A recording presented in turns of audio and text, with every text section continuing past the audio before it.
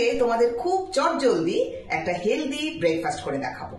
তার জন্য লাগছে ওটস, আটা, তোমরা ইচ্ছা করলে ময়দা বা বেসনও নিতে পারো, ডিম, এটা অপশনাল, দিতেও পারো নাও দিতে পারো। আমি এখানে ডিমের সাদা অংশটা নিয়েছি, আর সব রকম সবজি যা তোমার ঘরে থাকে। আমি যেমন নিয়েছি গাজর, বাঁধাকপি, বিনস, পেঁয়াজ, টমেটো, কাঁচা লঙ্কা আর আদা। দেখো, বাচ্চারা তো একদম খেতে চায় না সবজি, এটা দিয়ে করে দিলে ওরা কিন্তু খুশি মনে খেয়ে নেবে। চলো তাহলে শুরু করা যাক। এই ওটসটা আধা ঘন্টা আগে জলে একটু ভিজিয়ে রেখেছিলাম। আমি এখানে 1 কাপ ওটস নিয়েছি, তোমরা তোমাদের মতন করে নিও। এবার এর মধ্যে আমি একে একে এই দেখো একটু ক্যাবেজ, একটু বিনস, পেঁয়াজ, টমেটো, আদা, গাজর, ধনেপাতা আর কাঁচা লঙ্কা মিশিয়ে দিলাম। সঙ্গে দিলাম একটুখানি আটা, আর দিলাম এই ডিমের সাদা অংশটা, আর তার সঙ্গে দিলাম একটু নুন আর একটু চিনি। এই দিয়ে আমি সমস্ত উপকরণটা সুন্দরভাবে মেখে নেব।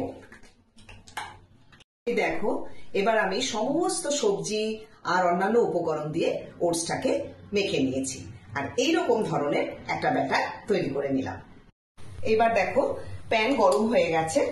এবার আমি এর মধ্যে একটু সাদা তেল ব্রাশ করে নেব। প্রথমে একটু বেশি তেলই দিচ্ছি, পরে কম তেলে করব।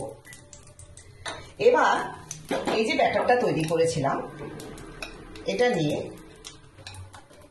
এরকম একটা চামচ দিয়ে আমি সমস্ত জিনিসটাকে আস্তে আস্তে এরকম করে ছড়িয়ে দেব।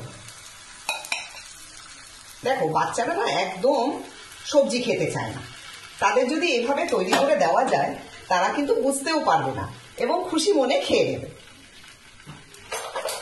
আর এটা শরীরের পক্ষেও ভালো। যারা খুব শরীর সচেতন তারা কিন্তু এটা ব্রেকফাস্ট হিসাবে অবশ্যই খেতে পারো। দেখো, এটা আস্তে আস্তে এক পাশটা হতে দিতে হবে। এক পাশটা হয়ে গেছে, এবার আমি এটাকে উল্টে দেব। উল্টে দিলাম। দেখো কি সুন্দর ভাজা হয়ে গেছে। একটু আমি তেল এর মধ্যে ছড়িয়ে দিলাম। এবারও সুন্দর করে দুপাশটা ভালো করে ভেজে নিতে হবে। দেখো, দুপাশ সুন্দরভাবে ভাজা হয়ে গেছে। এবার আমি এটাকে তুলে নিলাম। এই দেখো, আমার হেলদি ব্রেকফাস্ট একদম তৈরি। এই রেসিপিটার না একটা নাম আছে, তার নাম হলো চিলা। তোমরা অবশ্যই এটা বাড়িতে বানিয়ে খেও। আশা করি তোমাদের সবার ভালো লাগবে। যদি ভালো লেগে থাকে একটা কমেন্ট করে কিন্তু জানিও। সবাই ভালো থেকো।